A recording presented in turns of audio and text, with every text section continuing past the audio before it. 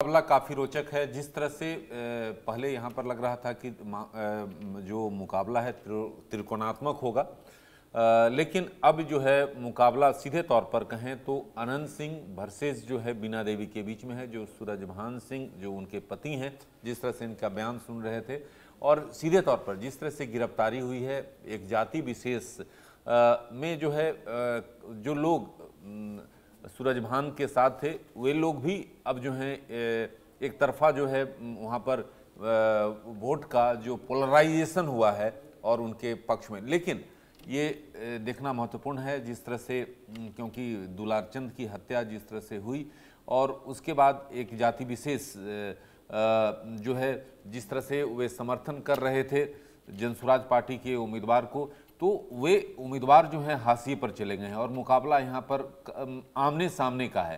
तो जिस तरह से करीब करीब 121 सीटों में से 100 से ज़्यादा सीटों पर आमने सामने का मुकाबला है। जनसुराज पार्टी जो है ऐसा लग रहा था पहले चरण के जब चुनाव का प्रचार थमा उससे लग रहा था कि करीब करीब 30 से 40 सीटों पर त्रिकोणात्मक मुकाबला होगा, लेकिन जो हमारे पास ग्राउंड जीरो से जानकारी है 1 दर्जन सीट हैं जहां पर मुकाबले को त्रिकोणात्मक देखा जा सकता है। लेकिन 121 सीटों में से अधिकतर 100 से ज़्यादा सीटों पर मुकाबला जो है आमने सामने का है, यानी एनडीए वर्सेस महागठबंधन। और जिस तरह से आप तेजस्वी यादव की बात सुन रहे थे, तेजस्वी यादव ने साफ तौर पे कहा कि बदलाव की ज़रूरत है और जिस तरह से जो डबल इंजन की सरकार फैल रही है, आपने चिराग पासवान की भी बात सुनी। चिराग पासवान ने साफ तौर पे कहा कि जो मौजूदा सरकार है खासतौर पर नीतीश कुमार के नेतृत्व में एनडीए लड़ रही है चुनाव, और नीतीश जिस तरह से सुशासन बाबू के रूप में जाने जाते हैं, लेकिन 3 अहम मसला यहाँ पर है जो कि यहाँ पर जिक्र करना कानून व्यवस्था के नाम पर जिस तरह से एनडीए की ओर से लगातार ये सवाल खड़ा किया जाता रहा है कि क्या आप वही जंगल राज लाना चाहते हैं जब लालू प्रसाद और राबड़ी देवी के नेतृत्व में जब वहाँ सरकार बनी थी। जिस तरह से दिन दहाड़े जो है वहाँ पर अपहरण होता था, तमाम चीज़ों का जिक्र किया गया है, विकास का मसला है। लेकिन एक ही पलायन, जैसा अजय जी बोल रहे थे, राहुल जी इस बात को जिक्र कर रहे थे, पलायन एक मसला है, लेकिन क्या पलायन कितना असरदार होगा ये देखनी बात होगी। महिला, जिसका मैं बार बार जिक्र कर रहा हूँ हर्षा, और एक महत्वपूर्ण मुद्दा रहने वाला है, क्योंकि मैं पिछले लगातार 3 चुनाव में मैं बिहार में ग्राउंड जीरो पर रिपोर्टिंग किया था और जिस तरह से एक लगता था कि पिछले विधानसभा चुनाव में जिस तरह से मैंने तेजस्वी का इंटरव्यू किया था गया में और लोगों की अपार जनसमूह, मतलब कहें जनसमूह, इतनी संख्या में लोग उनकी बात सुनने को आते थे, लेकिन जब परिणाम आया तो वहाँ पर जो है एनडीए के चुनाव, वहाँ से उम्मीदवार चुनाव जीते। जिस तरह से तेजस्वी एक दिन में 1 दर्जन से ज़्यादा रैलियाँ कर रहे हैं, आज भी जो है 1 दर्जन से ज़्यादा रैलियाँ हैं, और साथ ही साथ बीजेपी, आज प्रधानमंत्री नरेंद्र मोदी भी वहाँ पर प्रचार करते दिखेंगे, केंद्रीय गृह मंत्री अमित शाह हैं, साथ ही साथ बीजेपी के तमाम बड़े नेता, उनके गठबंधन के लगातार नेता जो हैं जमीन पर, क्योंकि मुकाबला जो है हमारे पैनलिस्ट भी इस बात को जिक्र कर रहे हैं कि मुकाबला जो है कांटे का है। भले ही जो है दावे प्रतिदावे चाहे महागठबंधन की ओर से या एनडीए की ओर से किया जाए कि वे एक तरफा जीत रहे हैं, ऐसा नहीं है। बिल्कुल बिल्कुल। इसी बीच तारापुर सीट की भी बात कर लेते हैं। अजय जी, आपके पास में आऊंगी। यहाँ पर सम्राट चौधरी की प्रतिष्ठा दांव पर लगी है, क्या लगता है कैसा परफॉर्म सम्राट चौधरी करते हुए नजर आएंगे? कितना विश्वास इस बार लोग करते हुए नजर आएंगे उन पर? देखिए हर्षद जी, सम्राट चौधरी के पिताजी भी एक अच्छे राजनीतिक व्यक्ति थे और उनके नाम का बहुत अच्छा फायदा उठाते हुए सम्राट चौधरी ने अपनी पकड़ बनाई और छलांग लगाते हुए एनडीए में, गठबंधन में आए और आज डिप्टी सीएम भी हैं। लेकिन प्रशांत किशोर का जनाधार मजबूत हुआ है नहीं हुआ ये तो आंकड़े बताएंगे, लेकिन प्रशांत किशोर ने जिस तरह से मंगल पांडे, सम्राट चौधरी और जायसवाल और विजय सिन्हा के बारे में खुलकर विरोध और उजागर करने का प्रयास किया, इससे सम्राट चौधरी की छवि धूमिल जरूर हुई है। और इस बार के चुनाव में सम्राट चौधरी को बड़ा कड़ा मुकाबला झेलना पड़ेगा। सम्राट चौधरी शायद वो ऐसे व्यक्ति होंगे जो मंगल पांडे और जायसवाल से भी कम वोट पाने का उनको झटका मिल सकता है। सम्राट चौधरी का जो एटीट्यूड है वह बिहार की जनता को बहुत अच्छा नहीं लगता है, बिहार के युवाओं को अच्छा नहीं लगता। मैं कोई विरोध नहीं कर रहा हूं, ये व्यक्तिगत तौर से चूंकि बिहार जाने के बाद, उनसे मिलने के बाद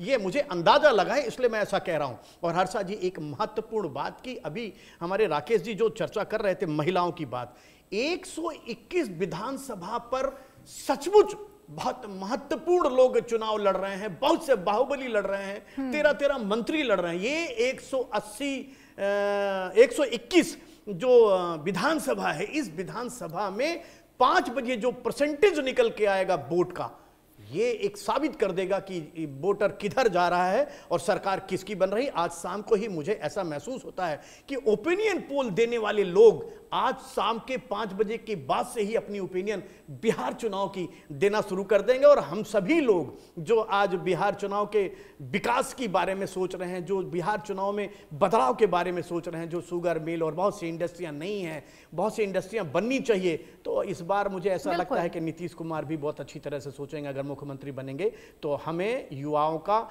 बहुत विरोध झेलना पड़ा है, तो इस बार इंडस्ट्री जरूर बनेगी बिहार में, ऐसा मुझे लगता है।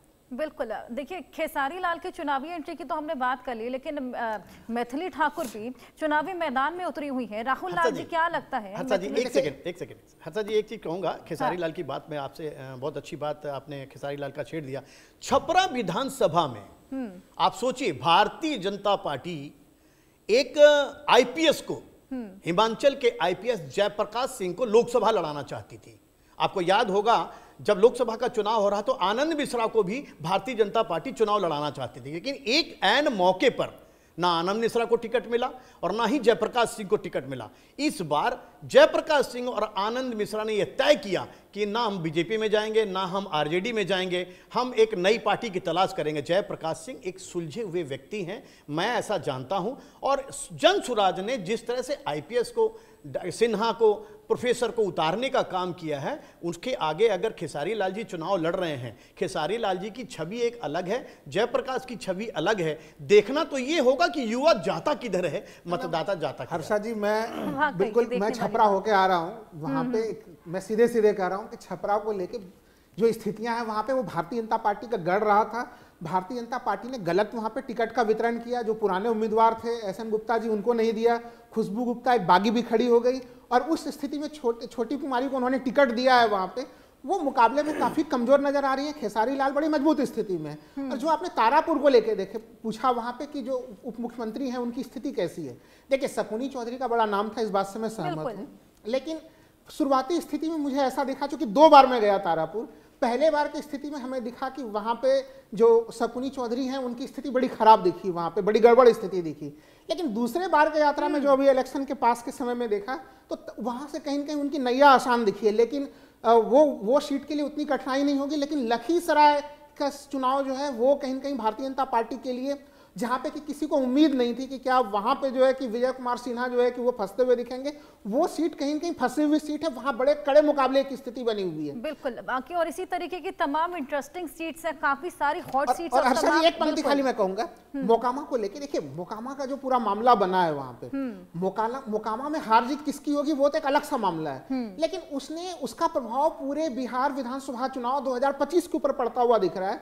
क्योंकि जब लॉ एंड ऑर्डर की बात होती है, जब जंगल राज की बात होती है, तो फिर मोकामा का मामला काफी जीवंत होकर हम लोगों के सामने में दिखाई देता है और बिहार के मतदाताओं के सामने में दिखाई दे रहा है। बिल्कुल। खैर, ये तो जनता तय करेगी और इस डिस्कशन को हम कैरी फॉरवर्ड करेंगे। लगातार मताधिकार का इस्तेमाल तमाम मतदाता कर रहे हैं और अच्छी खासी संख्या में लोग अपने वोट डालने के लिए